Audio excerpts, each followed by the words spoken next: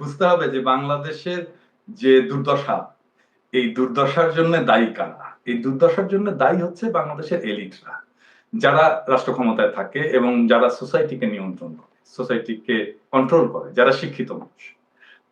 এবং দেখেন, এরাই বাংলাদেশের সম্পদটাকে বিদেশে পাচার করে, এবং সেই কারণেই বাংলাদেশের এত দুর্দশা। আপনি যদি সাধারণ মানুষের কথা বলেন, তারা কখনোই বাংলাদেশের সম্পদ কোথাও পাচার করেনি, বরং বাইরে থেকে উপার্জন করে দেশে নিয়ে আসে। এবং এরাই সেই মানুষ যারা বাংলাদেশের ইকোনমিটাকে বাঁচিয়ে রাখছে। বাংলাদেশের এলিটরা ইকোনমিতে একটা ফুটা পয়সা কন্ট্রিবিউট করে। বাংলাদেশের ইকোনমিতে তারাই কন্ট্রিবিউট করে যারা মেশিন চালায় গার্মেন্টসে, যারা ঠেলা ঠেলে, যারা রিক্সা চালায়, যারা শ্রমিক হাতুড়ি পেটায়, যারা বিল্ডিং তৈরি করে, যারা বাস চালায়, যারা টেম্পু চালায়, খেতে ফসল ফলায়, তারাই হচ্ছে বাংলাদেশের ইকোনমিক চালিকা শক্তি। এবং এরা বাংলাদেশের ইকোনমিকে দাঁড় করায় রাখছে। কিন্তু তাদের উৎপাদিত যে সম্পদ, সেই সম্পদটাকে চুরি করে পাচার করে কারা? এলিটেরা।